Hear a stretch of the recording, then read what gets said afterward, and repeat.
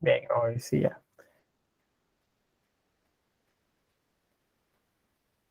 Bueno, fíjense que casi les di la respuesta hace un momento. Le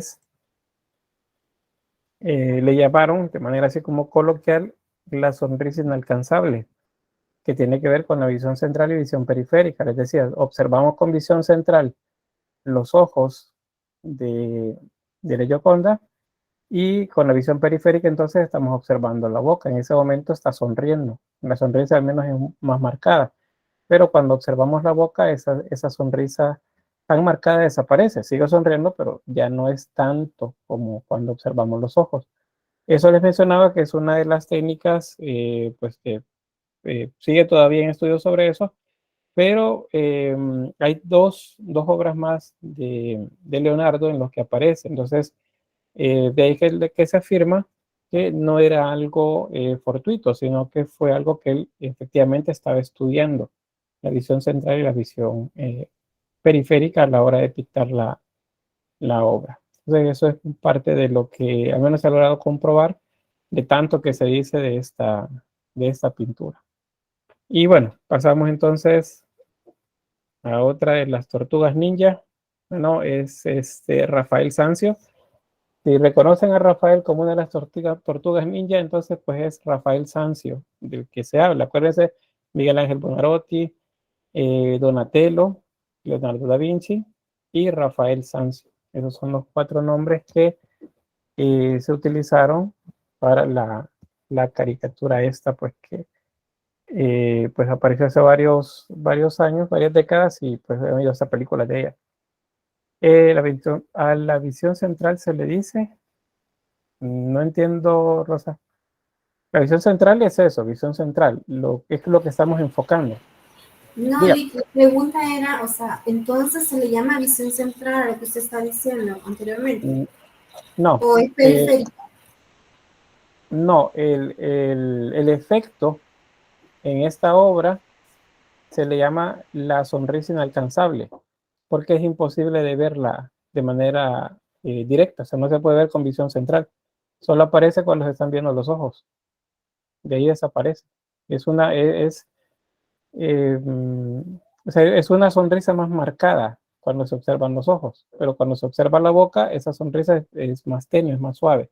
A eso se le llama la sonrisa inalcanzable, es el efecto que descubrieron a través de estudios de óptica en esta obra. Luego, lo otro es visión central y visión periférica. La visión central es todo lo que enfocamos y la visión periférica es todo aquello que está desenfocado cuando estamos observando algo. Eso es lo que mencionaba, que tiene que ver con estudios de óptica. No sé si estamos bien ahí. Sí, gracias, Lick. Bueno, bien, entonces vamos con Rafael. Y este tema tiene que ver con el ciclo mariano. Son los desposorios de la Virgen, o sea, la, eh, el momento en el que María está siendo desposada con San José. Entonces aparece una escena en primer plano y observamos diversos personajes que asisten a la boda, el momento de colocarle el anillo acá frente a un sumo sacerdote, acá. Si recuerdan, en las representaciones de José o San José, en el gótico era un anciano, era bastante mayor, porque el relato, ya sea por tradición o porque alguien tenía acceso a copias del Evangelio apócrifo en el que se menciona, se decía que era una persona muy mayor comparado con María. Pero a partir del Renacimiento, esa edad se hace un tanto más similar, o sea, se empareja, digamos, un poco más la edad de ambos. Es decir, se le sube edad a María, que parece ya una mujer joven, ya no una adolescente o preadolescente, y a San José se le rebaja la edad de manera que parezca un adulto pues de mediana edad. Entonces eso es lo que observamos acá. Y bueno, el escenario, normalmente las personas que observamos alrededor son retratos. En algunos casos son quienes hacen el trabajo de modelo y en otros casos también las personas que pagan la obra. Entonces ellos aparecen por ahí.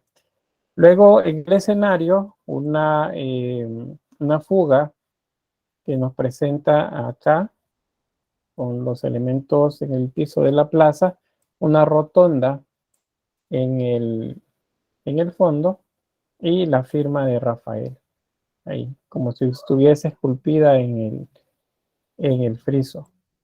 Luego el paisaje muy profundo y pues grupos de personas colocados en la plaza. Lo tenemos por ahí. A través del análisis que podemos hacer con los elementos de composición, encontramos el punto focal ahí, la línea de horizonte un tanto alta. Eso significa que nosotros estamos observando de arriba hacia abajo. Noten cómo efectivamente, vean las cabezas.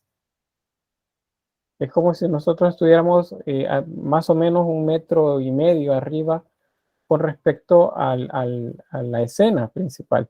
Por eso podemos observar a los que están atrás. Si estuviésemos de frente a ellos, no pudiéramos observar a ninguno de estos que están aquí. Eso significa que la línea de horizonte está elevada, está justamente ubicada acá. Y está casi inmediato a la puerta que observan ahí. Tengo el puntero, es donde se ubican los puntos de fuga. Las líneas de fuga. Todas las líneas de fuga convergen al mismo punto. Entonces acá hay una composición en cuanto a perspectiva forzada. Nos empuja a observar este lugar en el horizonte, sobre la línea de horizonte. El punto focal está acá. Acuérdense que es diferente. Punto de fuga es a donde van todas las líneas de la perspectiva, las líneas de fuga.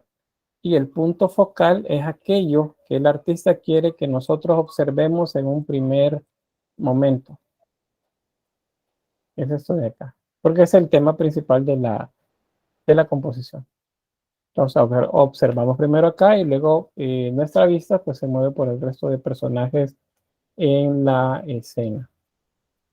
Ahí tenemos, se observan dos bloques. Vean, ese tiene que ver con este personaje que está rompiendo una vara. Y esta otra que observa, probablemente Santa Isabel, está observando la escena. Y el traje es bastante oscuro. Entonces eso genera dos bloques de compositivos que le dan equilibrio a la imagen. Sobre esto, acuérdense que al ser un relato y que tiene que ver más bien con la tradición o con el Evangelio apócrifo, pues entonces hay bastantes elementos simbólicos. La vara de San José, en algunos casos vamos a encontrar que tiene como un bastón, como un báculo. En otros vamos a ver que tiene una rama de la que salen nardos y en otra creo que jazmines. Me parece que uno de los dos, o ambos casos de flores son utilizados para la representación.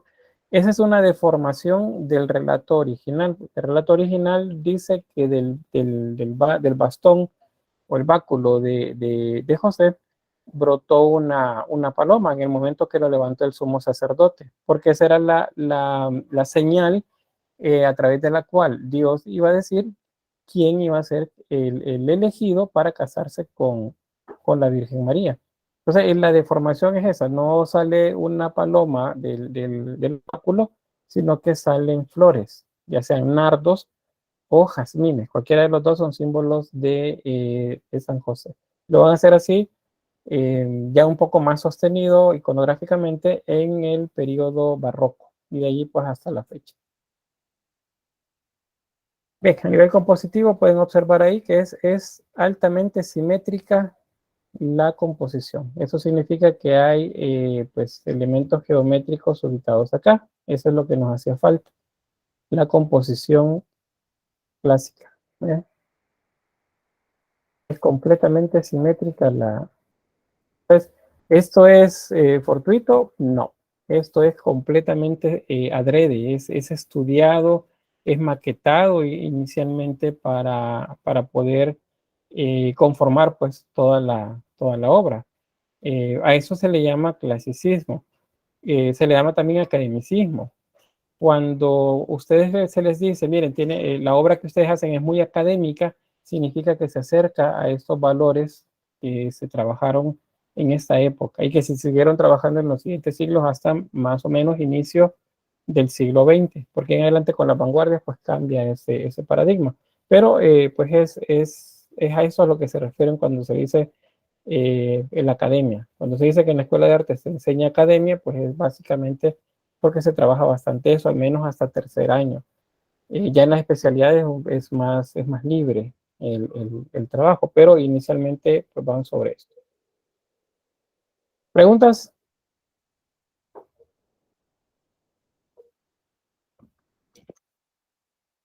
¿No? Bien, gracias Carlos. Todo claro. Avanzamos. Muy bien, gracias. Bien, este es otro de los pintores del Renacimiento, Perugino, y el tema de esta obra es la entrega de las llaves, o sea, Jesús entregando de las llaves a qué apóstol. Vamos a ver cómo estamos con esto. ¿A qué apóstol le entrega las llaves? A San Pedro. Pedro, ahí se va rápido, ¿verdad? Gracias. ¿Y Manuel? Al apóstol Pedro, el que le entregan las llaves. Muy bien, gracias. Y eso es lo que observamos acá.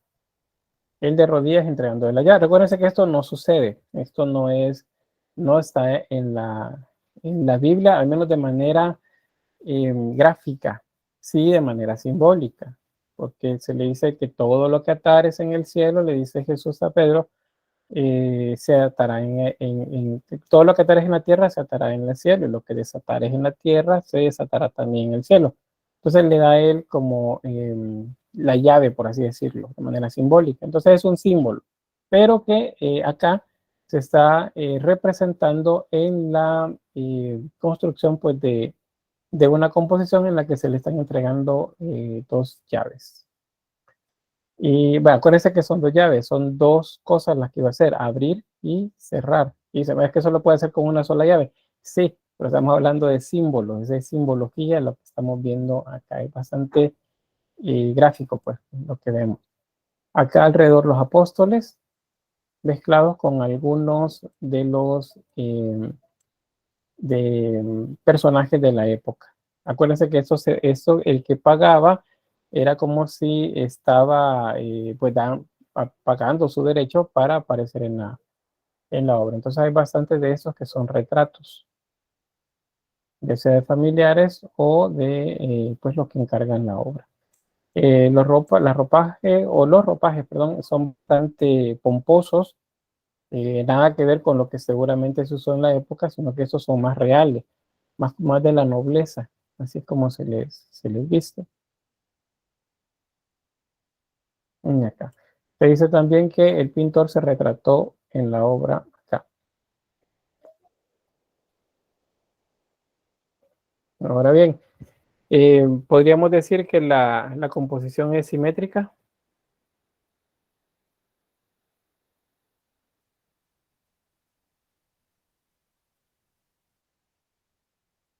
Sí, Sí, a ver, la ¿por qué? arquitectura es similar en ambos lados.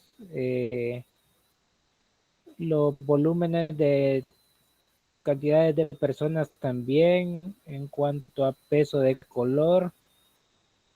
No hay algo que distorsione un lado más que el otro. Muy bien, gracias. Efectivamente, si observamos, es simétrico, dice ahí ahora por acá. Si observan los colores más oscuros o la gama de color un tanto más oscura está hacia los laterales. Vemos nuestro lado izquierdo, que es ese donde tengo el cursor, nuestro lado derecho, acá, y el central, vean que los colores son más claros, a excepción de la imagen de Jesús. ¿Por qué? Porque es ahí donde se quiere que se llame la atención. José no dice, sí, dice, ya que donde está donde está el punto de fuga, ya hay una parte media con posición a ambos lados. Bueno, es porque aquí se intuye, se observa, no se intuye, que el punto de fuga va para ahí. De ahí la arquitectura ayuda también con la simetría, eso es cierto. Estos arcos triunfales que observan acá, a diestra y siniestra, pues compensan también el peso, más bien dispersan el peso visual hacia los laterales.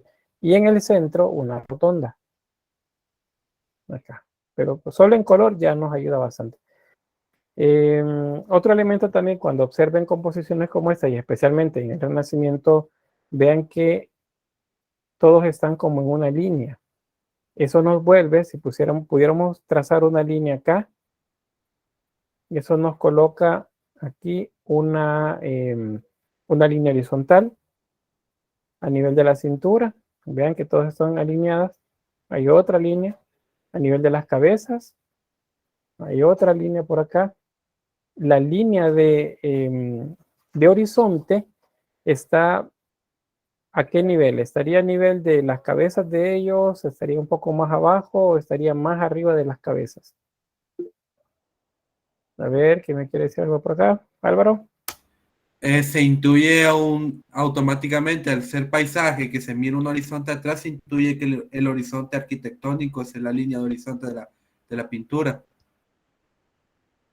O sea, ese Correcto. nivel. Bien, más arriba dice Faustino, más arriba. ¿Más arriba de qué? ¿Del grupo de personas? Supongo que sí, ¿verdad? Sí, del grupo de las personas de abajo.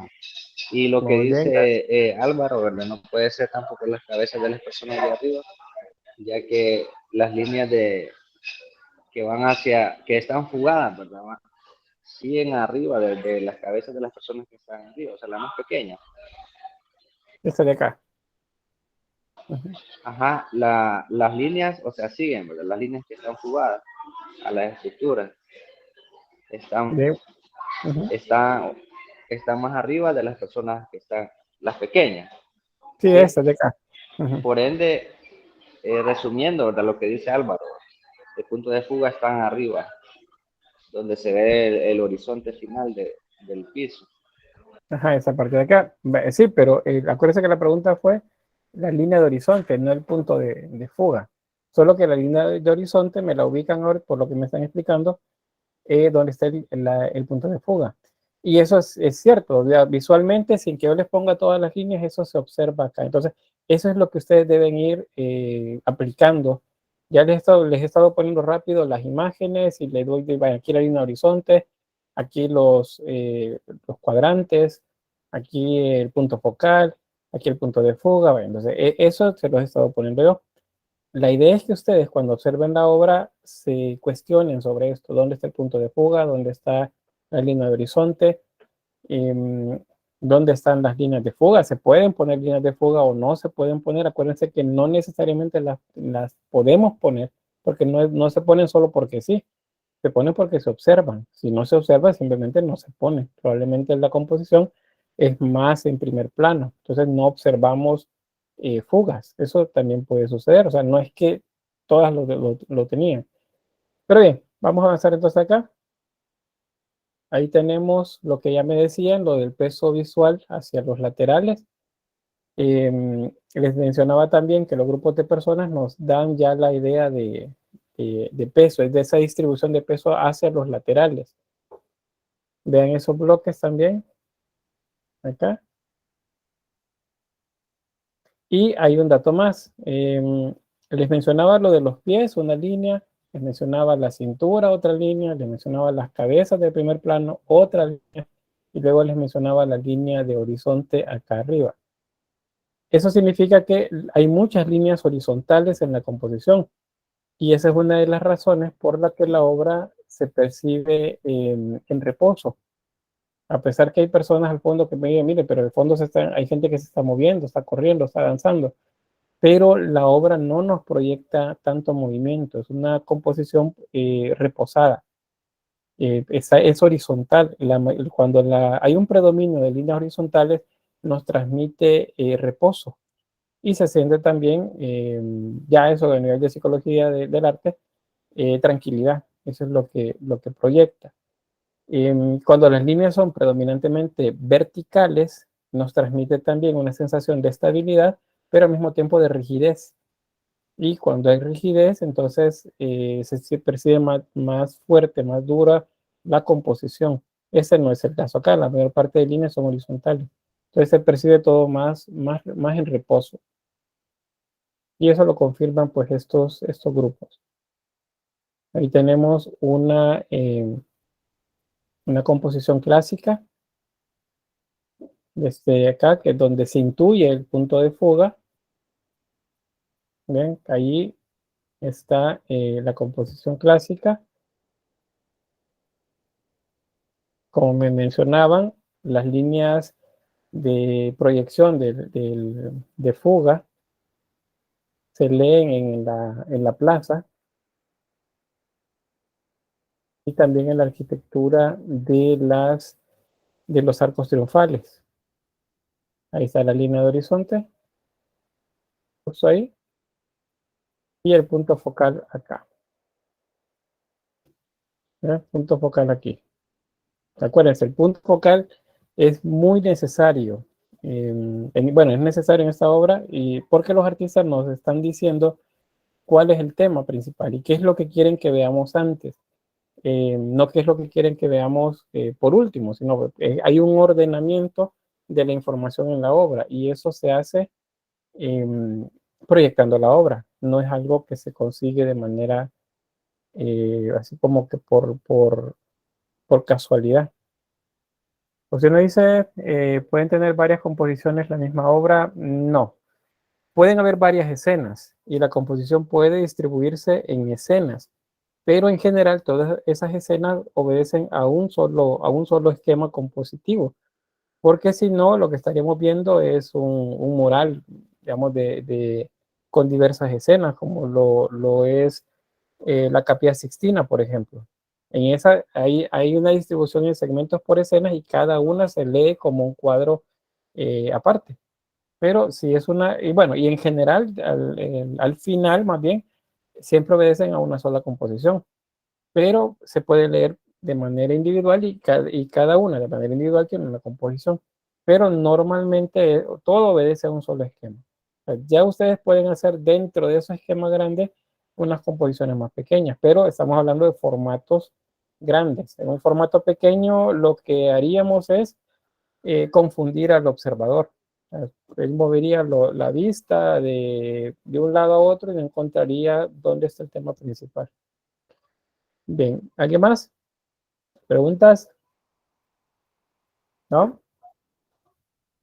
Bueno, ahí ven que hay otra composición que podría tomarse todavía más amplia y siempre correspondería a una composición clásica.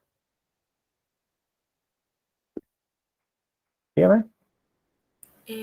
Lo que me queda un poco siempre bueno, ahorita de duda, bueno, me confundo con la línea de horizonte, entonces la línea de horizonte es lo primero que, digamos, como mi vista llama la atención, algo así. No, lo primero que llama la atención es el punto focal.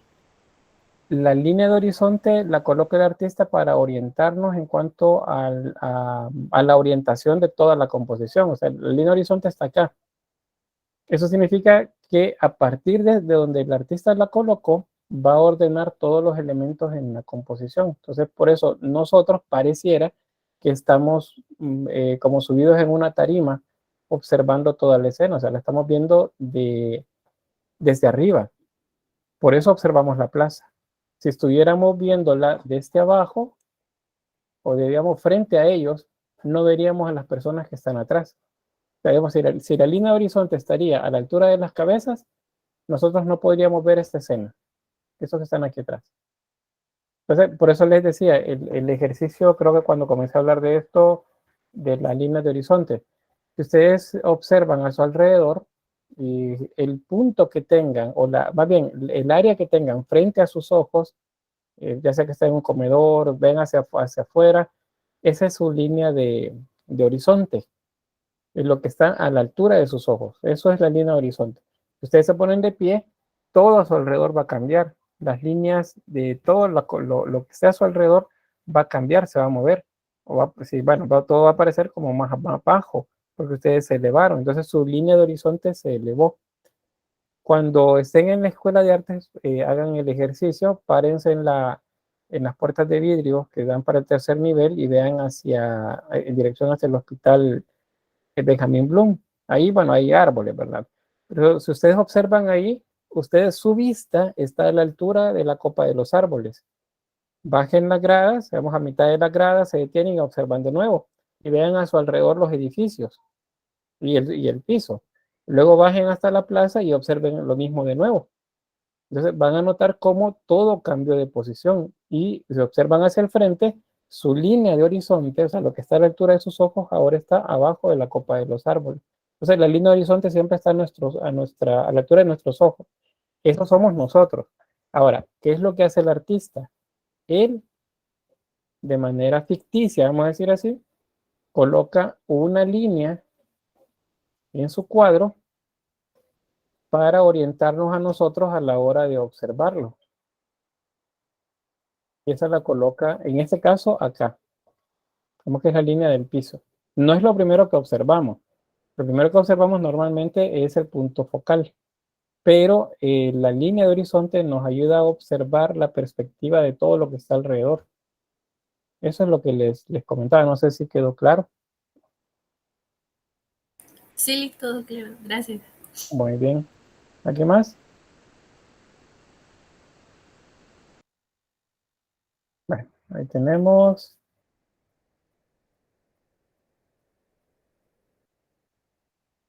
Bien, ese es el esquema compositivo de la obra. Y dice, pero ¿puedo hacerlo de otra forma? Sí, pero no va a corresponder a lo que el artista seguramente quiso hacer en su momento. Ahora, habrán otros esquemas que se pueden aplicar, otras líneas que se pueden tomar, pero el punto focal, el punto de fuga, las líneas de fuga, la composición clásica, los contrapesos visuales, que son estos elementos de los laterales, siempre van a estar en el mismo lugar. Siempre van a estar. Pero van a ver luego, en las últimas imágenes que les voy mostrando, que el punto focal va a cambiar. Y la composición en general va a cambiar. Por eso es porque ya los últimos artistas del periodo 580 van a ir transformando su obra en algo más. Ese algo más es el manierismo, que es lo que sigue. Es que bueno, ahí está. Vamos con una más. Esta es la Virgen del Jilguero, también de Rafael. Ahí pueden ver el jilguerito con el que están jugando dos personajes. A ver, ¿quiénes son esos personajes? Jesús y San Juan Bautista. Muy bien. Es exacto, eso iba a decir. Cuando digamos San Juan, tenemos que especificar quién es, Juan el Bautista o Juan el Evangelista. Pues bien, esa es la escena. Eso corresponde a los evangelios apócrifos, desde las escenas en las que se dice que María observaba cómo los niños jugaban, el episodio de los jilgueros, de las pajaritas, como también se le menciona a las figuritas que Jesús había hecho de barro. Y otros aspectos más que tienen que ver con la parte del ciclo mariano, que está contenida en los evangelios apócrifos y enriquecida por la tradición. Entonces, eso lo vemos por acá. Ella está leyéndoles y el niño Juan el Bautista le muestra un jilguerillo a Jesús y Jesús pues lo está acariciando. Vean los símbolos iconográficos de San Juan. La pequeña, no recuerdo el nombre exacto de esto, pero es como un pequeño platito, una paila, como decimos nosotros, al menos en la zona central y occidental de San Salvador. En la zona oriental dicen paila y les van a llevar un guacal. Pero en este caso, una paila es un pequeño platito, es lo que está acá. Acuérdense que con eso tomaba agua y lo dejaba caer sobre la cabeza de los bautizados. Y luego la ropa es como una piel, no es una ropa formal. Vean la ropa pomposa de María, no es una ropa. Bueno, en el caso de Jesús está desnudo. La idea del desnudo tiene que ver con lo verdadero, con ¿qué sería? Con lo auténtico, con la verdad, con la pureza. Por eso se hace de esta forma. Pero en el caso de Juan, lleva los símbolos que lo van a identificar luego como un nazareo, o sea, como un penitente. Igual dice, ¿cuál es la diferencia entre los dos? Juan el Bautista y Evangelista. Ah, bueno, Juan el Bautista es el que bautizó a Jesús, es hijo de María, no, perdón, de Isabel, de Santa Isabel, la prima de María. Hay mucha información visual, mucha pintura, mucha escultura que se hace alrededor de estas dos personas, de estas dos familias. Sería la familia de José y María y la familia de Isabel y Zacarías. Entonces, el hijo de Zacarías y de Isabel es Juan el Bautista, el que bautizó a Jesús. Juan el Evangelista es el que se denomina, según la geografía y según la iconografía, el discípulo amado. Es el más joven de los apóstoles y es aquel de cual Jesús dijo, estando en la cruz, madre, ahí tienes a tu hijo, ahí tienes a tu madre. Entonces es el discípulo amado. Se coloca a la izquierda normalmente en un crucifijo, en una composición de la crucifixión se coloca normalmente a la izquierda a este Juan. También se le representa como un águila, hay un icono de un águila cerca de él, porque es el símbolo del tetramorfo que le corresponde a Juan el evangelista, o si no, un pergamino en la mano, o es un pergamino y escribiendo. Son diferentes los iconos. Esa es la manera de diferenciar eh, cuando es Juan el Bautista y cuando es Juan el Evangelista. Veamos, Santiago dice, ¿por qué el artista pinta casi siempre a los niños al desnudo? Ah, bueno, ya lo había explicado eso. Normalmente con el caso de Jesús. Ahora, acuérdense también que la desnudez es un elemento del periodo clásico de Grecia. Grecia más que Roma. Roma no fue tanto de los desnudos, pero Grecia sí. La desnudez era belleza. Entonces, por eso se pintaban también de esta forma. ¿Qué más? ¿Qué más? No, bueno, vamos bien por ahí. No sé, ¿alguien más? ¿Preguntas? Vean que también el tamaño de Juan el Bautista es más grande que Jesús, es porque nació antes. Según la tradición que se desprende de los evangelios apócrifos, pues ellos tuvieron varias situaciones en las que convivieron, en las que estuvieron juntos. Eh, todas esas están alrededor del llamado ciclo mariano. Ven el caso de María, no es una niña, es cierto, se ve como una joven, pero es una joven mayor de 20 años, calculándole por ahí. Pareciera que no tiene un nimbo, pero sí hay un nimbo arriba de la cabeza, solo que por la resolución de la imagen casi no se nota que hay uno. Este es una aureola y por acá se percibe suavemente uno. También es casi como un hilo el que les ponían en ese periodo. Luego vean el paisaje, un paisaje profundo. Y ahí está. ¿Por dónde estaría la línea de horizonte? Vamos a ver cómo estamos con línea de horizonte. Acuérdense, la línea de horizonte está a la altura de nuestros ojos y a partir de ella observamos perspectiva a nuestro alrededor. El artista la coloca en la obra. ¿Por dónde habrá colocado la línea de horizonte? Acá arriba, acá, un poquito más arriba quizás, o acá abajo. ¿Sí, Álvaro? Está un poquito abajo de los hombros de María, siguiendo la línea donde se alcanza a ver que como que desaparece en la montaña de atrás. Por acá. Esa mera. Bien, Faustino dice por los hombros también, coincide. Santiago dice a la altura del pecho de María, bueno, sería más o menos por acá entonces, la misma área. Faustino complementa de María, dice Néstor a la altura del pecho de María, supongo, ¿verdad? Por acá. Y Nora dice por la altura de los hombres, bueno, supongo los hombros, sería por acá. Pues bien, está, sí, efectivamente por ahí. Vamos a ver dónde lo encontramos. Primero vemos los cuadrantes. Bien, es una obra completamente centrada. Otra vez hablamos de equilibrio. Composición clásica, punto focal. No le puse la línea horizonte, pero ya lo vamos a arreglar eso.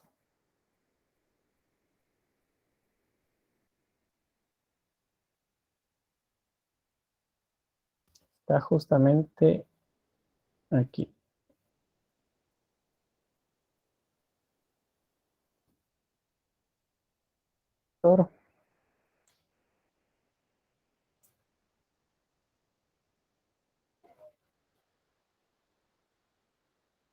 No, con rojo la vamos a dejar.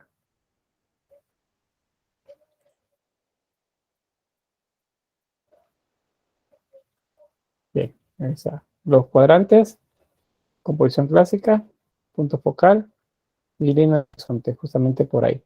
¿Qué nos dice la línea de horizonte? Que nosotros estamos observando como si estuviésemos sentados o hincados enfrente de María. Entonces observamos, a ella la observamos y levantamos nuestra cabeza, la estamos observando en contrapicado, o sea, viendo hacia arriba. Y a los niños viendo hacia abajo. Eso lo hace el artista, acuérdense. No lo podemos decidir nosotros en la obra. Sí lo decimos en nuestra obra, en lo que nosotros hacemos. Bien. Esta es de Rafael también, Rafael Sanzio. Esta se conoce como la Escuela de Atenas. Dígame, Néstor. Una consulta. La línea de horizonte también se usa en museografía para colgar los cuadros, también teniendo esa idea, ¿verdad? Que los podamos percibir desde esa altura. O sea, no, hay una regla que se aplica en museografía y es que los cuadros deben estar centrados a 1,50 m de altura del suelo hacia arriba. Entonces ustedes marcan 1,50 m y digamos atraviesan una línea. Esa es la mitad de cualquier cuadro que pongan ustedes en la sala. Si el cuadro mide 1 metro, significa que de ese punto, de esa línea que ustedes establecen, 50 centímetros hacia abajo y 50 centímetros hacia arriba debe quedar el cuadro. Si es un cuadro pequeño de 30 centímetros, ustedes lo ubican igual. El centro es 15. Entonces, ese punto 15, de 15 hacia arriba, 15 hacia abajo, está a la altura de 1,50 m del suelo. Eso es en museografía, así es que se hace. No es tanto una línea de horizonte, porque es un poco más bajo que la línea de horizonte de una persona, digamos, de 1,65 m, por ejemplo, que entra a una sala. La línea de horizonte va a estar más o menos a 1,60 m, bueno, 1,55 m quizás, es la altura de los ojos, pero entra una persona de 1,80 m, la altura de su línea de horizonte está más o menos a 1,70 m, que es un poquito menos, 74, por ahí, 75. Entonces mira hacia abajo la obra. Entonces es más bien a 1,50 m la mitad de la obra. Si este fuera la mitad, en este caso, aquí, de este cuadro, entonces, y lo colocamos en una sala, a partir de aquí hacia el suelo, independientemente que llegue o no el borde del cuadro hacia el suelo, hay 1,50 m. Esa es una regla que se usa en museografía. Bien, ¿no está bien? Ok. Eso les puede dar bastante cuando arman una muestra en un salón, por ejemplo, o cuando, bueno, la sala Camilo Minero, que es la que normalmente tenemos ahí en la Escuela de Artes para exhibir obra. Eso es lo primero que se hace, que toman el 1,50 m, trazan una línea y a partir de ahí se ordenan todos los cuadros. Por eso todos se ven bien ordenados. Si ustedes no hacen eso, entonces queda un cuadro arriba, un cuadro abajo y no se ve ordenada la composición. Bien, vamos a avanzar. Les decía, esta es la Escuela de Atenas, es Rafael Sanzio. Aquí hay un dato, digamos, un dato curioso, y es porque los artistas no necesariamente se estaban refiriendo a una cultura, sino a la época de esas culturas, que sería Grecia y Roma. Porque dice la Escuela de Atenas. Atenas es, en cuanto a historia del arte, correspondería al periodo romano o griego. Grecia. Bien, es Griego, Grecia. griego. Muy bien, periodo griego. Los griegos conocieron el arco y la bóveda. Creo que no. No, ese es un invento, bueno, es de uso romano. Muy bien. Los griegos no conocieron ni el arco, ni por lo tanto la bóveda, ni tampoco la cúpula. Esos tres elementos no existen. Acuérdense que un arco es el elemento principal. La proyección en el espacio de un arco se llama bóveda, es decir, ponen un arco y lo desplazan hacia adelante o hacia atrás, y de manera imaginaria aparece una bóveda. y una cúpula es la revolución de un arco, es decir, un arco que lo giran forma una cúpula. Entonces, esos tres elementos son romanos. Entonces, en la temática observamos que, a pesar de decir la escuela de Atenas, estamos observando un edificio romano. Ahí tenemos los arcos. Ahí se intuye que hay una bóveda, perdón, una cúpula. Una cúpula. Sí, muy bien, gracias. La bóveda acá y es una bóveda con casetones. Los casetones son romanos. Entonces, es porque más bien se referían a una época, no necesariamente a la cultura. Y luego en ella aparecen diversos filósofos de la historia griega. Aparecen bastante. Se dice también que este personaje, que es un filósofo representado, es, es un autorretrato de Rafael. Y como cosa curiosa, él tenía problemas ¿cómo se llama esto? De artritis reumatoide. Entonces aparece la rodilla deformada acá, como si tuviera efectivamente reumas, como le dicen coloquialmente la gente a eso. Pero ya, vamos a ver qué personas aparecen acá. Ahí les va a quedar este diagrama y aparece, bueno, la representación de Apolo, Minerva, acuérdense, el dios Sol, la diosa de la sabiduría, y aparecen diversos eh, filósofos de diferentes épocas. Ahí pues hay muchos, y también aparece escritores, y aparece el caso de Alejandro Magno, que es el conquistador. Acá hay por cierto, eso se retrata también en el Renacimiento, solo que yo no les he puesto la imagen, pero hay una pintura en la que aparece Alejandro Magno junto con Diógenes. Diógenes, ¿alguien sabe quién era? Sin googlear, sin googlear. Creo que solo recuerdo la anécdota de que él vivía como en la calle y que llegó un emperador y lo que lo admiraba por su filosofía y que le pidió que qué era lo que él quería y Diógenes le dijo que se apartara para que le diera el sol. Muy bien, gracias. Esa es justamente la anécdota que les iba a mencionar. Diógenes buscaba la filosofía a partir de las carencias, a partir de la pobreza. Digamos, un pensamiento de él es que cuánto hay al ver un mercado, cuánto hay allí que yo no necesito. Porque buscaba la verdad justamente en eso, en la carencia. Entonces, admirado por todo su trabajo, su pensamiento, es ese emperador del que mencioné el compañero, es Alejandro Magno. Entonces, es eso, le dice que qué le puede ayudar, qué le puede dar.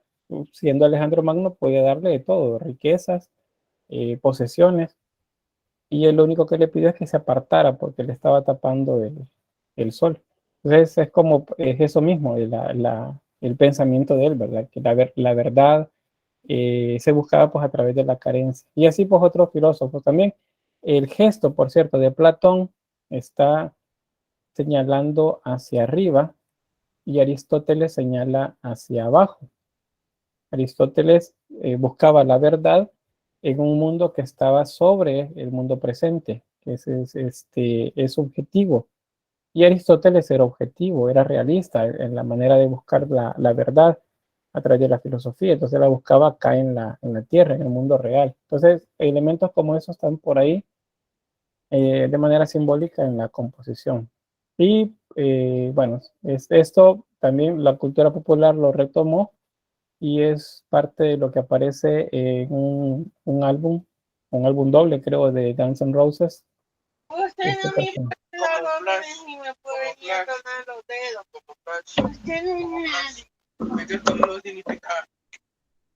No, no estamos, mami, no estamos. Lo voy a dejar, fíjense, para que quede todo grabado. ¿Ya? Puedo. Vean, verifique los micrófonos que nos estamos dando cuenta de todo.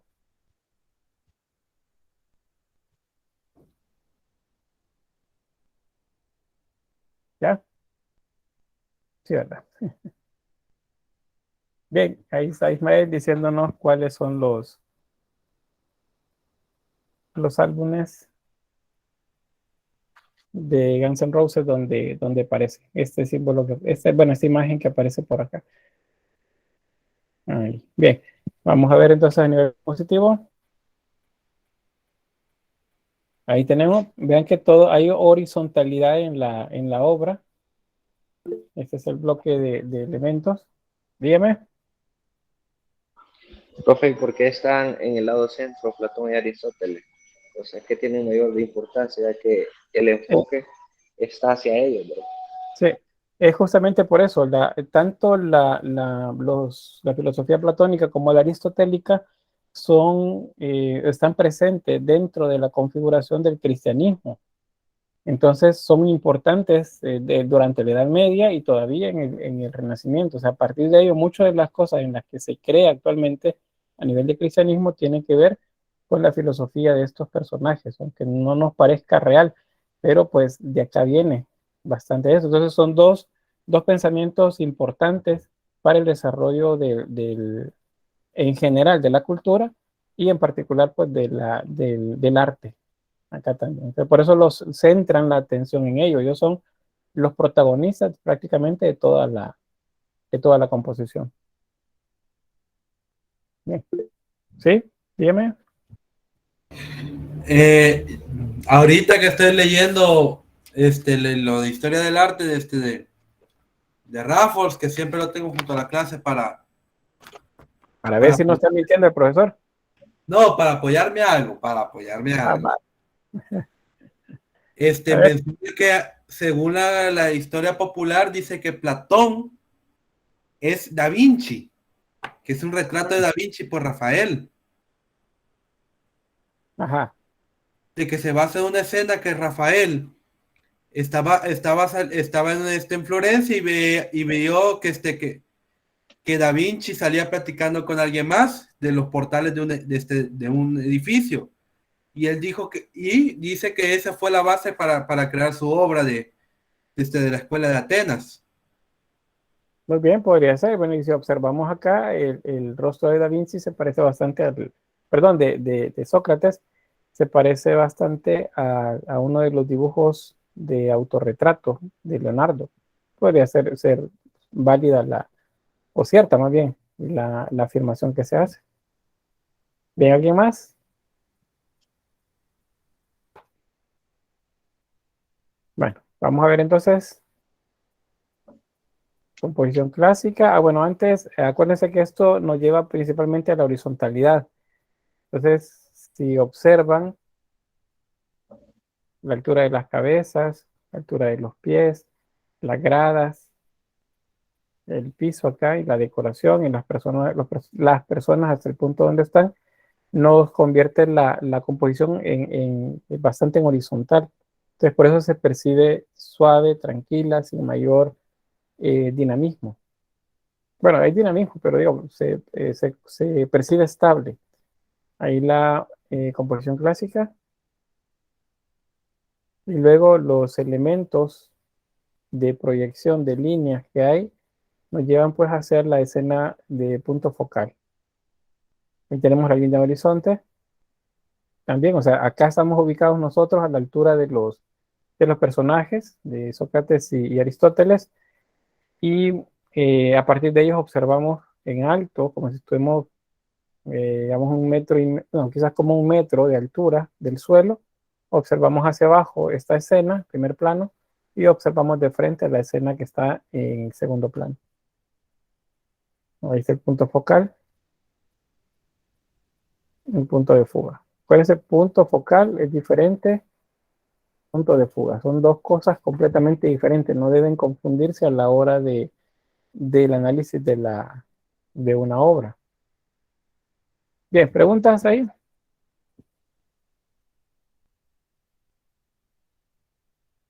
¿No?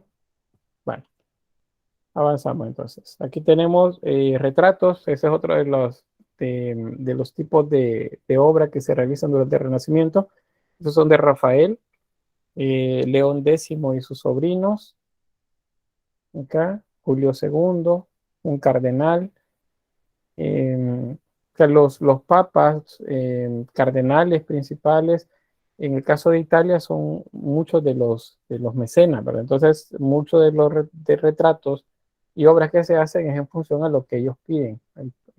Bueno, para eso es que les pagan. Y bueno, llegamos otra vez a Miguel Ángel Buonarroti. Volvemos a otra de las tortugas ninjas. Y tenemos acá la Capilla Sixtina, que se considera pues la obra magna de este periodo, del Cinquecento, tanto por la dimensión como también por el trabajo que tuvo. Les comentaba, no sé si fue el grupo de ustedes, la vez anterior sobre la obra, la película, perdón, La agonía y el éxtasis. No sé si la buscaron o no fue a ustedes que se los comenté. A ver, confírmame, porque al estar en dos dimensiones, que son dos grupos de clase, se me cruza a veces la información. Sí nos comentó algo de así de la película, pero nos dijo que teníamos que buscarla. Nadie Algo la así buscó. porque no he tenido tiempo.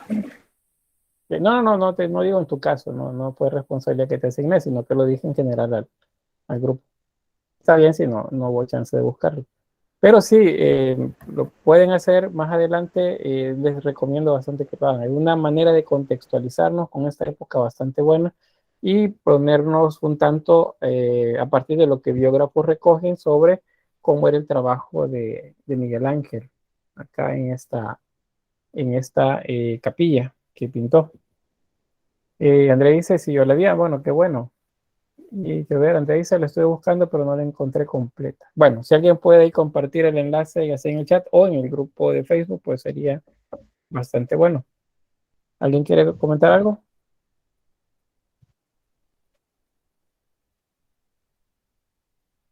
¿No? Bueno, entonces, la Capilla Sixtina, pues uno de los edificios que corresponden a la estructura del Vaticano. Y bueno, en ella se encargó a Miguel Ángel que pintara la bóveda inicialmente y luego el fondo del altar, que es este que vemos por acá. En la primera tiene que ver con diversas escenas del Antiguo Testamento y con las síbilas, con los profetas. Las síbilas, por cierto, son como adivinadoras. Según la tradición romana, me parece griega, bueno, ahí ya me confundí, pero es greco-romana, de una de esas dos culturas. Había como una profecía que hablaba acerca de cuestiones cristianas, era como una manera de reconfirmar para aquellos que no se habían convertido todavía al cristianismo, que lo que se les estaba diciendo era válido, era cierto, que es lo que tiene que ver con el cristianismo, cuando se comenzaba a imponer como religión oficial del imperio. Entonces, para esta época, eso es parte de la tradición y también se colocan ahí las sibilas y se colocan profetas también en esta zona que vemos por acá. Entonces, ustedes se paran al centro, ven hacia arriba y eso es lo que encontrarían por ahí. Y es lo que hablábamos hace un momento acerca de que si hay dentro de una composición pueden haber más composiciones. Es decir, si es un cuadro, no. Pueden haber varias escenas, pero todas corresponden a una sola composición, que es como lo que veíamos en la escuela de Atenas. O sea, la escena central y hay otras escenas que podemos encontrar alrededor de esta, que es el punto focal. En este caso sí podríamos ver eh, composiciones particulares a la medida que observamos cada recuadro, cada espacio que fue pintado. Habría una composición particular. Entonces, este tiene que ver con la creación del universo, la separación del día y la noche, la creación de los astros, y la separación, como les decía, del día y la noche, que tenemos el sol, por ejemplo. Acá está la luna, o sea, Dios está separando el día y la noche, la creación del mundo, que sería la esfera terrestre, o más, no, la esfera no, perdón, el orbe, que es donde se contiene la Tierra, y la creación de Adán por acá, la creación de Eva, el pecado original, ahí tenemos las escenas, la serpiente dando el fruto del árbol prohibido, y luego la expulsión ¿cómo se llama? Se me escapa, Del jardín del Edén, qué barbaridad. No debería olvidarse. Bueno, acá les voy a dejar un cuadro. Lástima, bueno, quizás se lo voy a compartir en Facebook y bueno, en el aula virtual para que lo puedan ver más a detalle, porque en la diapositiva que luego les voy a compartir no se va a ver tanto, pero acá tenemos las diferentes escenas, son las que corresponden acá. En el centro, Dios separa la luz de las tinieblas, la creación del sol y de la luna, Dios separa la tierra de las aguas, la creación del hombre, creación de la mujer, el pecado original, sacrificio de Noé, que sería este de sacrificio, no, pero este no es el sacrificio de Noé. Creo que está acá. Esta parte de aquí no está completa, hacen falta escenas. La embriaguez de Noé, sí, no están, pues hace falta una sección de la bóveda. Y luego tenemos acá el paso por el Mar Rojo,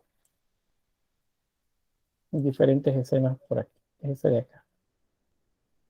Y es decir, es una composición bastante compleja con muchas escenas que deben leerse según pues un ordenamiento. Y aquí luego el juicio final atrás del altar, pero eso lo vamos a ver luego. Acá una de las escenas, vean la creación del sol y la luna. Este personaje que va hacia allá es este mismo que está acá. O sea, representa en la misma escena, en la misma pintura, perdón, dos escenas. Luego de separar el sol de la luna, que sería el día y la noche, pues él se va y sigue creando, eso es con pintar de Miguel Ángel. Alrededor de él, de la figura de Dios, acá detalle, hay otros personajes. Bien, esos deben entenderse como ángeles, esos que están alrededor de él, puesto que la humanidad todavía no ha sido creada. Noten el rostro, muy enérgico, el escorzo en los brazos. Acá, como la idea de Dios Padre como alguien bastante enérgico. Acá hay otra escena más.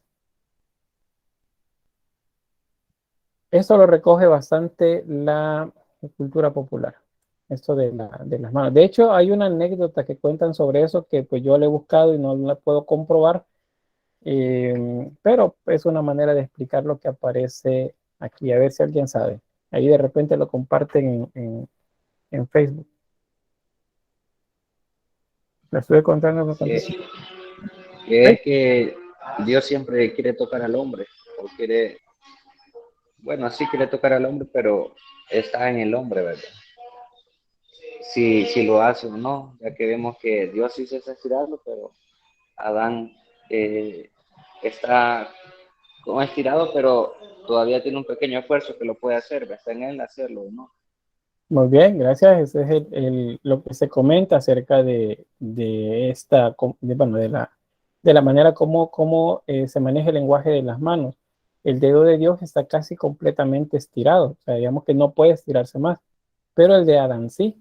Es como si, como lo bien dice el compañero, como si la decisión de acercarse a Dios pues le corresponde al hombre o al ser humano, a partir del libre albedrío del cual habla pues el cristianismo. Bueno, una vertiente del cristianismo, otras dicen que no hay tal de libre albedrío. Bueno, Andrea dice que no la encontró completa. Es bien complicado encontrarla completa. Fíjense, yo igual he buscado y no. Nicole dice, ¿por qué mostraba los glúteos la anterior? ¿O había tela? Bueno, fíjense que esperaba que no me preguntaran eso. Y digo en serio, esperaba que no me preguntaran, porque no hay una respuesta así como contundente acerca de eso. Yo, bueno, he visto memes acerca de esta imagen, pero lo que sí les podría decir es que Miguel Ángel conocía bastante de anatomía. Entonces, pues es una manera de representar la anatomía humana con unas telas que están bastante cercanas al otro. ¿Me apagan el micrófono, por favor? Con una tela que está bastante adherida a la piel. Vean acá, las rodillas. Se nota que la tela está bastante adherida al cuerpo. Entonces eso es lo que se nota por acá. Cualquier otra cosa la desconozco realmente, si hay algo más por ahí que quiso decir Miguel Ángel. Él era bastante exagerado, por así decirlo, con la anatomía muscular, ya lo vamos a ver en unas obras por ahí, y pues eso seguramente fue lo que se marcó acá. No creo que haya habido algo más allá de eso, como lo dicen algunos memes. Bien, no sé si hay algo más. No, pues vamos de nuevo con la creación de Adán. Bien, también como esas interpretaciones de la imagen anterior, hay muchas interpretaciones para esta. Una es el juego del lenguaje de las manos, es el juego en cuanto a los dedos. Pero hay algo más también que mencionan a partir de esto y que pues efectivamente, ya sea coincidencia o no, sí pareciera que hay algo más por acá. A ver, ¿quién sabe?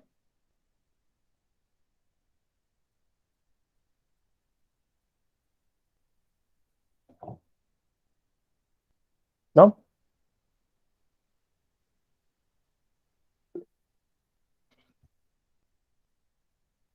¿Sí, Manuel? Ah, bueno. Una vez había visto que decían que la forma de Dios y lo que sea que está dentro, que la manta atrás daba como la forma de un cerebro. Muy bien, eso lo decía. Que, Sí. y que era como una representación del intelecto, algo así, o de la sabiduría, no me acuerdo. Como parte de que Dios es, por así decirlo, ser sabio, omnisciente. El punto es que ya van 4 veces que tengo que entrar a la clase. Y no ha pasado ni la mitad de la clase. Como no, ya la mitad ya pasó, son las 3:18. Conclusión. Yo vamos más a ver.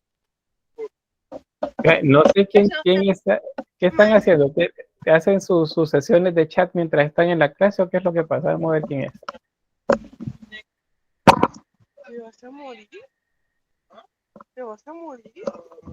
No me les hagan bulla, dejen.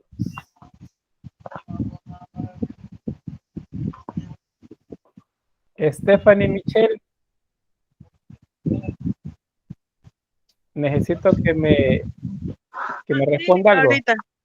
Dígame. No, ¿qué está pasando por ahí? Porque hay una tertulia por ahí, que la clase, que no sé qué.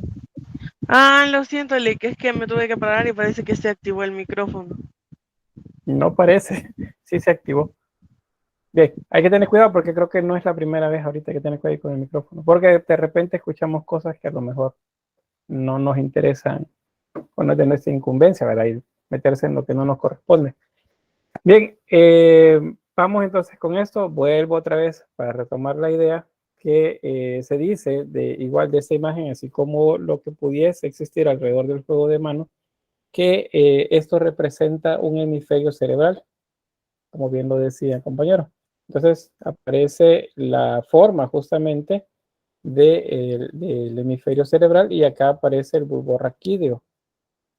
Anatómicamente pareciera como si es un corte del cerebro a la mitad y aparece uno de los hemisferios. Podría tener que ver con el raciocinio, con la idea de pues, la sapiencia, la omnisapiencia sería de Dios Padre.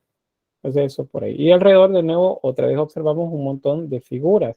Esas figuras deben entenderse como ángeles, acá, aunque no tengan alas. Acuérdense que los ángeles bíblicamente no tienen alas. Eso es pues algo que los artistas le colocaron en función de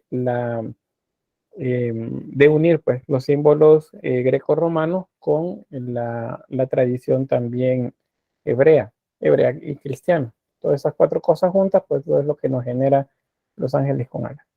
Bien, ahí estamos. Entonces, vayan notando también que en la anatomía superficial, ustedes llevan anatomía ahora, ¿verdad? Sabemos que hay anatomía ósea, anatomía muscular y anatomía superficial, yendo de dentro hacia afuera.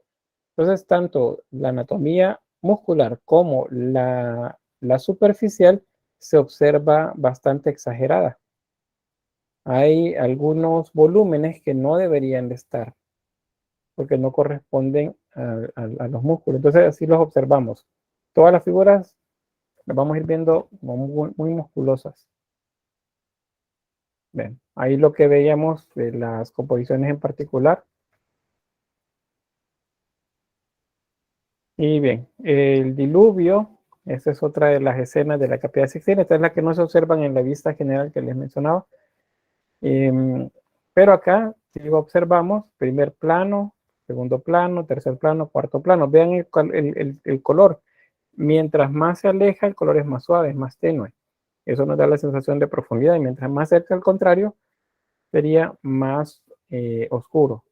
Entonces tenemos diferentes escenas, muchos cuerpos desnudos, la tribulación, por así decirlo, de la gente que está quedando pues a merced del agua. El agua está subiendo de nivel y estas personas van buscando los puntos altos para poder salvarse. Vemos a alguien por acá aún intentando subirse a un árbol y otros intentando pues subir a una barcaza allá, que se entendería es o un edificio o una nave. Y otros van igual acá tratando de escaparse en un barco hechizo.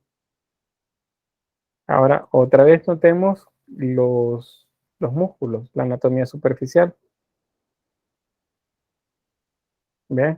Hay volúmenes que no deberían de estar a lo mejor por ahí. O sea, Miguel Ángel sabía de anatomía, pero exagera en cuanto a hacerlo. Entonces, cuando la ve exagerando, eso es lo que lo acerca a él también a un momento, a un periodo de transición entre el Renacimiento y el manierismo. Bien, este es otro de los detalles de la Capilla Sixtina. Esta es la Sibila de Delfos. Les mencionaba que las síbilas son como una suerte de profetisas que, según la tradición, pues hablaban acerca de la temática cristiana, pero desde el punto de vista de una profetisa. Eso no es bíblico, sino que tiene que ver con la tradición romana. Y bueno, es una de las que se consideran también más bellas, el tipo de rostro que le trabajó eh, Miguel Ángel. Pero vean el cuerpo, un cuerpo grueso, muy musculoso. Es muy a la usanza de Miguel Ángel con las pinturas. Bien, ¿preguntas ahí? Alison, sáquenos de la clase. Bueno, vamos a dejarlo y espero que con el llamado de atención esté bien. Bien, si no hay preguntas, pasamos al fresco del juicio final.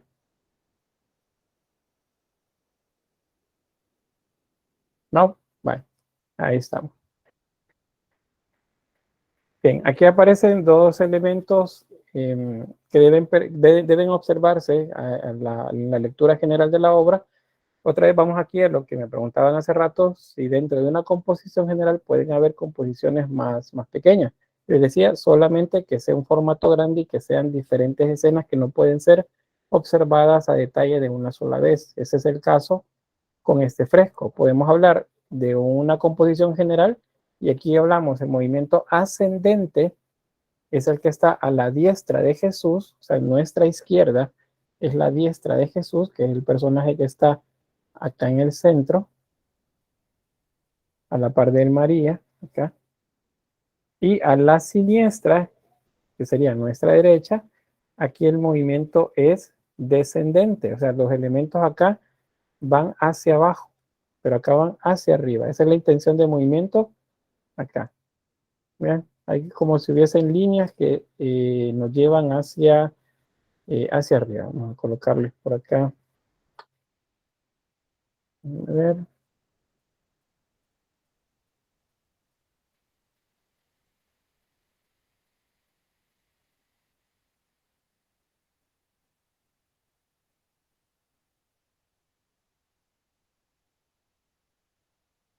Sería acá.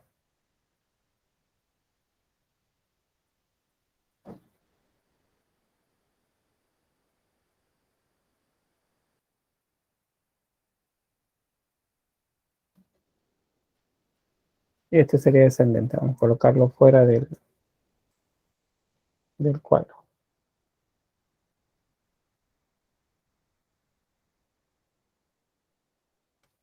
Bien, entonces sería hacia de la diestra de Jesús,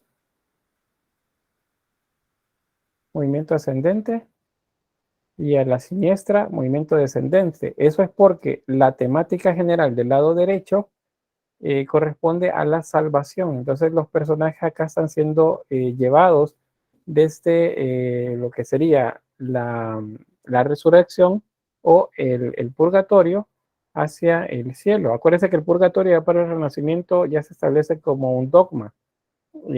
Esto aparece mencionado en la Divina Comedia de Dante Alighieri, pero pues la iglesia lo va a retomar, va a decir, miren, de esto es lo que le hemos estado hablando tanto tiempo, aquí nos lo explican bien.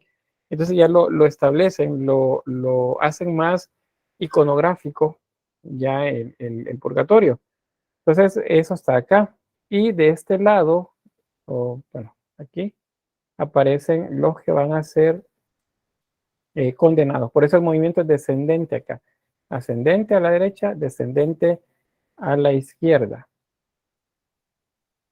Acá. Ahí ven, están siendo llevados por ángeles. Otros están subiendo, apoyándose por santos y otros personajes que les tienden la mano para que se eleve. Llegan acá. Y estos, por el contrario, los están observando, pero todos intentan alejarse más bien de estos. Y estos están cayendo, están siendo de hecho sujetados y tirados hacia abajo, de las piernas, de los brazos, de la cabeza, están siendo llevados hacia la parte inferior donde estaría el infierno. Y aparece Caronte, que es mitología griega. Caronte es el barquero, el que ayuda a cruzar de un lado a otro el Estigia a los muertos. Entonces es el que aparece acá. Ya vamos a ver una imagen a detalle de esa área. Bien, la parte superior. Ahí tenemos Cristo. Este es un Cristo resucitado, por cierto. Acuérdense que es el que viene desnudo, con los brazos levantados. Y todos se agolpan alrededor de él. Este es, me escapa el nombre.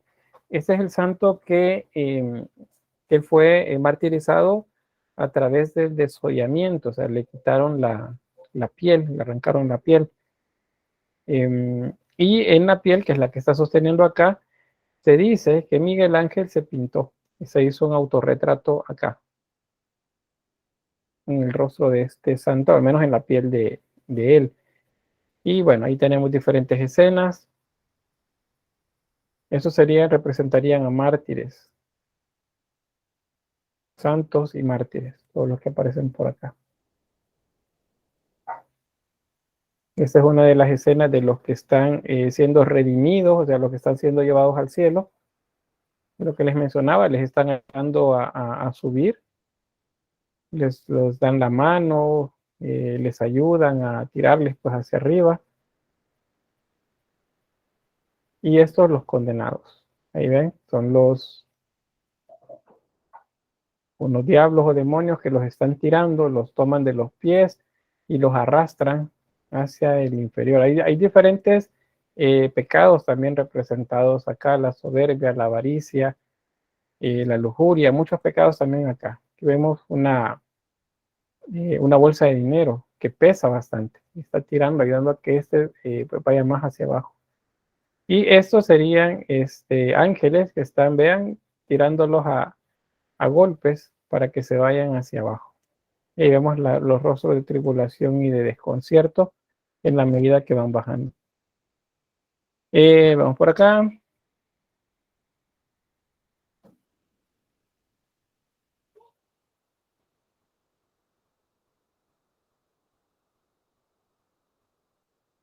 Veamos.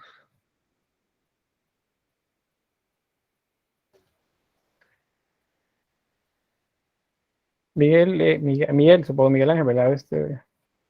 Pues vean, algo seguramente nos quería decir Miguel Ángel con ese tipo de resolución anatómica. Eso es por seguro, o sea, no es un error eso. No es el estilo de Miguel Ángel que eso sean errores, porque él sabía resolver anatómicamente bien. Pero pues algo acá, acuérdense que esto lo hacía bajo presión, Lo hacía no de su gusto, lo hacía porque lo estaban obligando a que pintara. Alison dice, cree que la anatomía es un poco exagerada, dice, entonces es normal pintarlo de esa manera.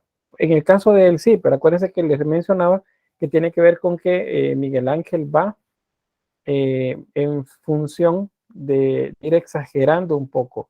Esa exageración más adelante se le va a denominar amaneramiento, y ese es ya cuando corresponde al periodo del Renacimiento, que se llama manierismo.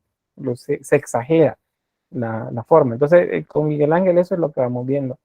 Pero les decía, no es tanto así como que él se equivocó, sino que la intención de él, pues, tuvo que tener para poder hacer las figuras de esa forma.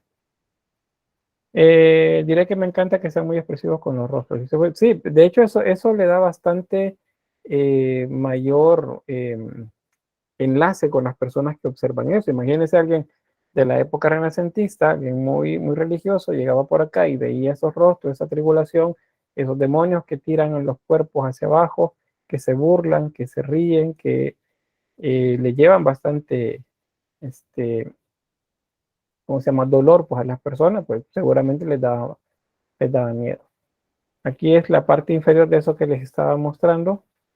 Ahí tenemos a Caronte, que les mencionaba, como un demonio pintado de esa forma, y con el remo golpeándolos para que se bajen de la barca y pues se vayan hacia ese lugar en el que pues están los condenados. Ven, acá los están mordiendo, los están arrastrando también, los están torturando. Entonces no era algo como muy deseado estar en este lugar. De nuevo, vean la anatomía, bastante exagerada. Acá. Hay una otra anécdota que se refiere a Miguel Ángel y este personaje que está acá, que era alguien con quien un sacerdote o un obispo, no recuerdo muy bien, con el que Miguel Ángel tenía como sus choques. Era alguien que estaba como presionándolo porque el trabajo lo hiciera rápido, más allá de la presión que ya tenía del Papa. Entonces, pues de enojo, Miguel Ángel lo pintó acá. Y se dice que es este rostro, este de acá, que se toca la cara como con desconcierto, como diciendo, bueno, ¿qué estoy haciendo acá? La anécdota dice que pues este religioso se fue a quejar con el Papa y le mostró donde Miguel Ángel lo había pintado, pero el Papa lo tomó un tanto más como con sentido del humor y le dijo que pues no podía hacer nada porque lo había colocado en el infierno y de ahí pues nadie no lo podía sacar, que si lo hubiera dejado en el purgatorio él pudiera haber hecho algo, pero lo puso en el infierno y ahí a nadie lo puede sacar. Entonces queda esa anécdota con este rostro de este personaje por acá. Seguramente hay más, porque muchos de estos son retratos. No es solamente el rostro, sino que hay retrato por ahí. Bien, luego ya con esa tendencia de Miguel Ángel de exagerar un poco, de cambiar las formas, manteniendo algunas del periodo clásico, encontramos a Tiziano, también en Italia. Y en el caso de él, pues en esta obra, vemos que está generada en 3 segmentos. El inferior sería el de los apóstoles, el intermedio María, alrededor de muchos querubines y serafines, y en el superior Dios Padre. Acá, ¿qué es lo que observamos acá?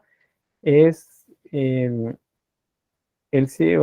capítulo o el segmento del ciclo mariano que se refiere a la Asunción.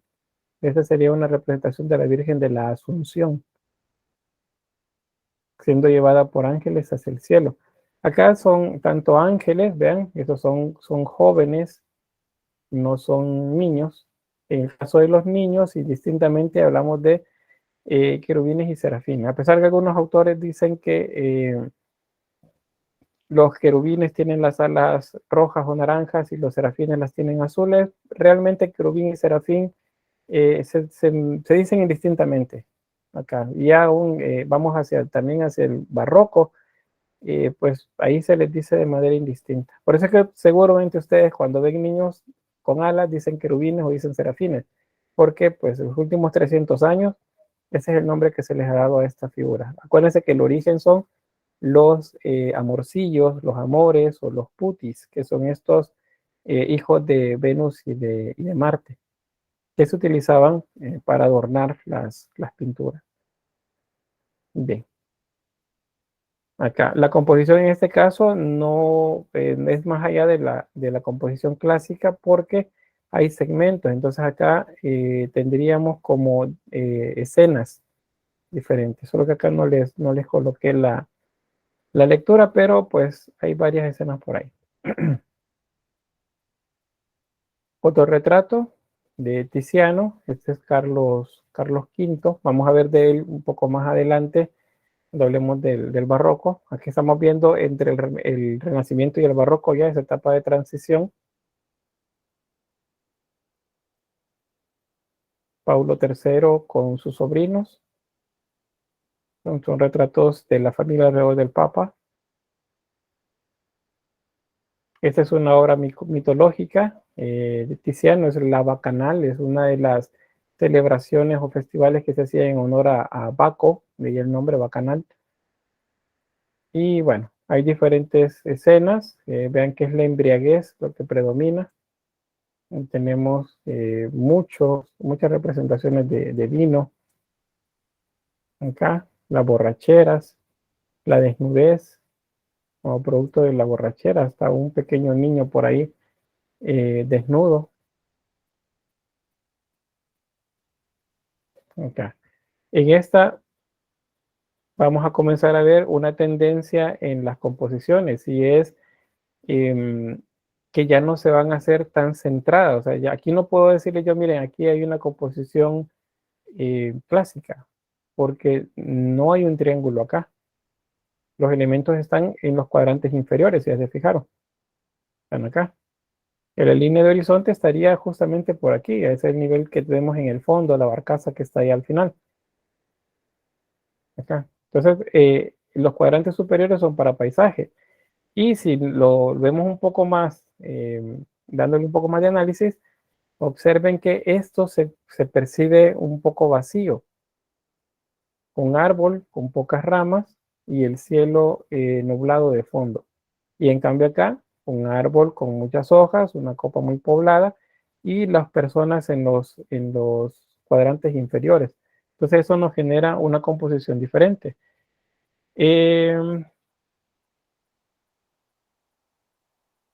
Veamos, bueno, aquí hay una pregunta, no sé si respondí a Alison.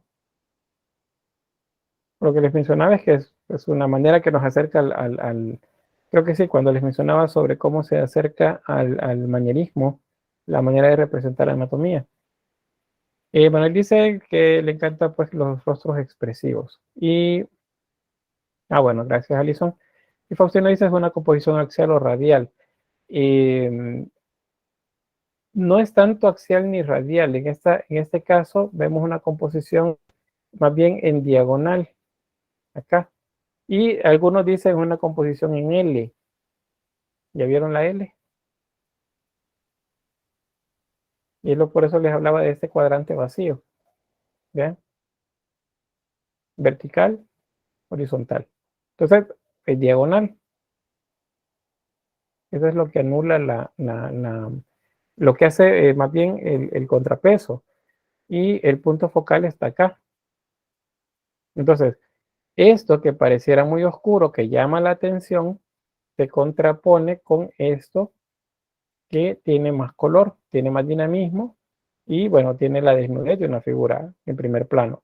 Entonces esto se contrapone a lo que está acá, que es lo que les mencionaba de la manera como se anulan los pesos cuando hablamos de cuadrantes, que es el diagonal, en contrarios.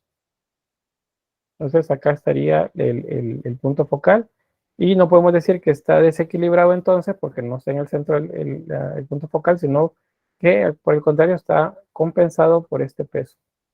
Entonces ahí una composición equilibrada. Bueno, aquí la línea horizonte está muy abajo, no es ahí donde va. Acá, la línea horizonte. Dígame. Usted solo quisiera rectificar o que si tal vez puede repetir, profe, que mencionó que si no hay un triángulo formado, pues no es una composición clásica de este tiempo. Sí, eso. Si dentro de la obra que observamos no podemos establecer un triángulo, los ángulos inferiores y el ángulo en la parte superior, entonces no es una composición clásica. Acá no podemos decir que hay una composición clásica, porque los elementos no se dispersan, se dispersan, no se centran en un espacio. ¿Qué es lo que sucedía con la... Ya les voy a hacer el ejercicio acá. Vamos a ver. Para no estar copiando tanto.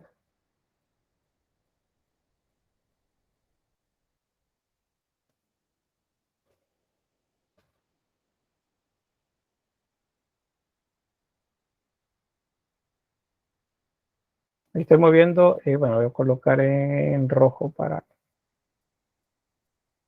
Ahí está.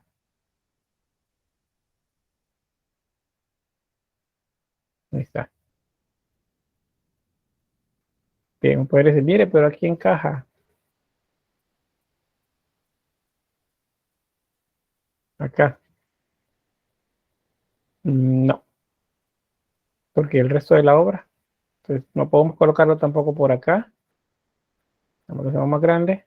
Y decimos, no, mira, aquí está las nubes, aquí está el árbol, aquí está ella. Una composición clásica. No, no hay elementos que nos lleven a esto. Entonces, no necesariamente una obra de la última etapa del Cinquecento va a tener una composición clásica. Y si no la tiene, eso significa que nos estamos acercando a un cambio en cuanto a la manera como se hace el arte. Vamos a pasar a esta otra. Bien, este es de Tiziano también. Esta se conoce como la Venus de Urbino. Es esta última etapa del Renacimiento. Y acá pues observamos la distribución en los cuadrantes. Vean que el cuadrante superior derecho tiene una escena diferente a esta que observamos acá. Entonces, la figura femenina está distribuida en esos 3 cuadrantes. Otra vez vemos ¿qué letra les dije? En L. Una L, correcto, ¿eh? Una composición en L. Eso significa que hay una diagonal acá, igual que en la anterior. Las diagonales aparecen especialmente cuando tenemos este tipo de composición, aunque a veces la diagonal aparece en una composición clásica cuando nos está denotando movimiento. Como por ejemplo, ¿se acuerdan la que hablamos acerca de la calumnia? Esa obra que vimos en una de las clases anteriores. Hay una diagonal ahí, pero esa diagonal es de movimiento, no es de composición. Entonces, ven, aquí tenemos los elementos, los puntos, las líneas de fuga, perdón. Estas nos las dan las líneas en el piso.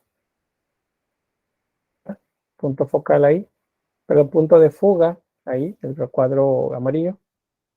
Y punto focal acá. Es donde está la mayor cantidad de elementos que llaman el interés visual. Esto además es contexto, es complemento. Lo que vemos en el fondo. Ahí el perrito, la dama que está castigando a la niña, la ventana ya que nos proyecta una escena más allá, un paisaje más allá. Y bueno, la diagonal que les mencionaba. Eso nos genera también una sensación de movimiento. Esa es una composición en reposo, pero el movimiento es conceptual y aparece a partir de la línea diagonal que nos genera la figura humana. No sé si estamos bien ahí.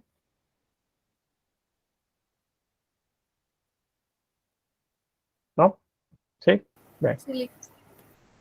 Muy bien. Acuérdense entonces que debemos pensar en esto. Primero los cuadrantes y luego hay que ir haciendo la lectura visual de la imagen, perspectiva si la hay, si no la hay pues no la vamos a colocar. Eso nos puede llevar a un punto focal o no. y también, no, perdón, punto de fuga o no, y el punto focal que siempre está. El punto focal es parte de la obra siempre. Y la diagonal, que en este caso nos denota movimiento, aunque es un movimiento bastante en reposo, o sea, es más conceptual, no es tan visible. Cuando les digo visibles, por ejemplo, vemos que alguien va corriendo y notamos que es el traje, por ejemplo, va generando esas como ondas al viento, o el cabello, o un brazo, o la secuencia de una persona siguiendo a otra. Eso nos da un movimiento real. Pero cuando es conceptual es porque solo se percibe, no se ve, pero se percibe que hay un movimiento ahí. Bien, ¿preguntas? Al menos vamos a hacer la introducción al manierismo porque ya nos está agarrando la tarde para eso. Pero bien, ¿preguntas? ¿No? Bien, dice entonces, Rolando dice, quiere decir que la diagonal reemplaza el triángulo. No, más bien la composición en L, no tanto la diagonal. La diagonal aparece ahí para denotar los movimientos. Pero en el barroco sí habrán composiciones que son diagonales, otras que son en L, otras son radiales. Hay varias, no solamente una. Bien, voy a avanzar entonces, por lo menos hacer la introducción acá. Vean, en el manierismo, bueno, última etapa del Renacimiento cuando se deja de usar la composición clásica. Sí, ya para el manierismo, no es que se deja de usar por completo, sino que se va sustituyendo paulatinamente en algunas composiciones. Eso es porque cambia la idea clásica o clasicista a una idea más de interpretación en la búsqueda que tenían estos autores de hacer la obra como la hicieron los primeros renacentistas. Entonces, al intentar imitarla, más bien lo que construyeron fue un estilo propio y se denomina manierismo porque se pinta, se hace escultura a la manera de los primeros artistas de Renacimiento. Eso es amaneramiento o manierismo, a la manera de. Bien, en arquitectura, pues se crean espacios muy amplios. Las plazas que ya veíamos en el Renacimiento, esas plazas que tenían fuentes también, o grandes espacios vacíos en el centro con una escultura que la coronaba, por ejemplo, de algún mecenas o algún personaje representado de manera ecuestre. Eso se va ampliando y se van generando imágenes, o más bien efectos visuales en las obras que nos remiten casi a paisajes pictóricos, porque esa es la idea de la arquitectura, que sea más pictórica la composición. Eso nos genera también una estructura de la composición bastante forzada, de manera que nos muestre el punto de fuga justo en el centro y bastante, bueno, hay una palabra, es como bastante fuerte, o sea, se nota al primer momento que hay una fuga bastante grande hacia alguno de los puntos que nos presenta la plaza o el edificio. Vamos a ver por acá. Esta es una pintura, por ejemplo, vean lo que les mencionaba, de manera exagerada. El punto de fuga está representado ahí. Cuando los primeros renacentistas, bueno, los florentinos, comenzaron a hacerlo, pues todos los demás comenzaron a imitarlo, comenzaron a dominarlo y lo comenzaron a hacer en la obra.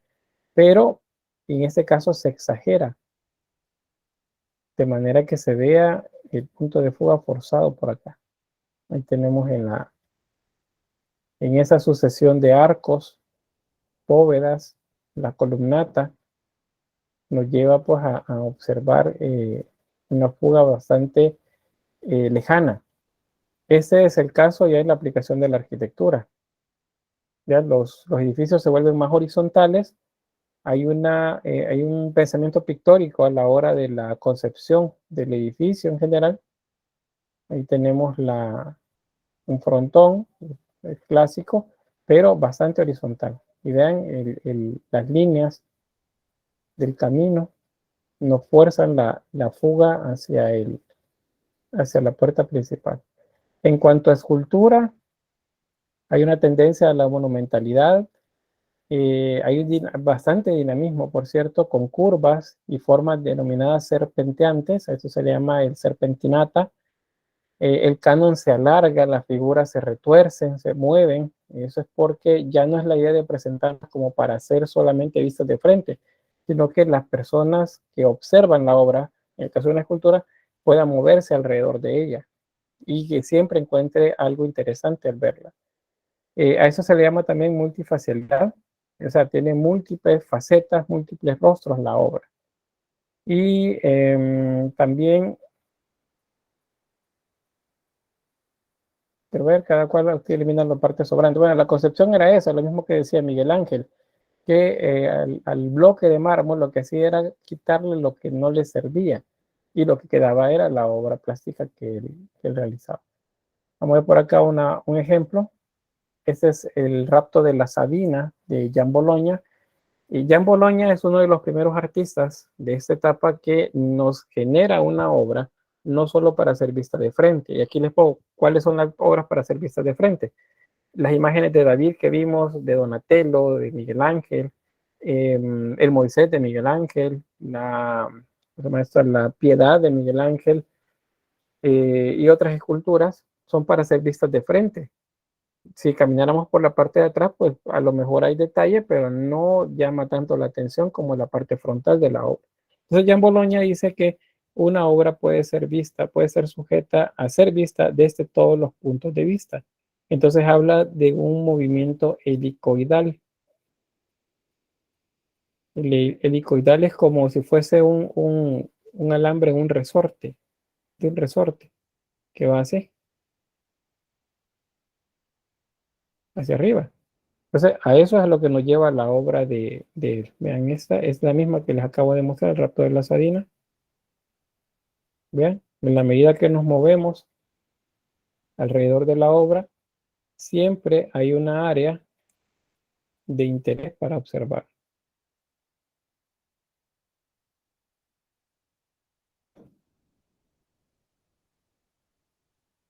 Entonces, a eso se refiere el movimiento que se denomina serpentinata también. Es como una serpiente que se mueve de arriba hacia abajo. En sentido, el término es helicoidal, como una hélice. Bueno, la tendencia a la monumentalidad, por ejemplo, esta de Jan Bologna, este es uno de los denominados el apénido, es una escultura de gran formato que está en un parque. Es como si una montaña cobrase vida. Aquí está la imagen, vean. Eso se acostumbraba a hacer en los parques. O sea, tenía que ver con los espacios abiertos, lo que ya les mencionaba de la arquitectura, son espacios abiertos, de manera que se puede observar tanto la perspectiva como esas esculturas enormes. Okay. Los mascarones, esos mascarones tienen que ver con algo que se llama chinesco. El chinesco o relativo a China es porque el movimiento comercial entre el Oriente Lejano y Europa para esta época estaba en un momento de alto, de qué sería, o sea, había bastante movimiento comercial entre estas regiones. Entonces, la cultura también se venía con la gente esta que iba hasta allá en algún momento de su vida o compraba productos que tenían que ver con esos mascarones, esas risas, esas máscaras o rostros que hacen los chinos, así como muy expresivos. Entonces, a eso se le denomina chinescos. Los chinescos aparecen en el manierismo europeo y tienen que ver con esos rostros monumentales que están también en las plazas. En el periodo que correspondería entre el manierismo y el barroco también aparece en la escultura dentro de las iglesias, especialmente en los retablos. En los retablos vamos a ver unos mascarones que se ven como un poco exagerados, como haciendo muecas. Esos son chinescos y tiene que ver con la influencia de China para esa época en Europa. Y bueno, voy a quedar hasta ahí. porque pues ya no nos alcanza el tiempo. Entonces, ¿alguna pregunta?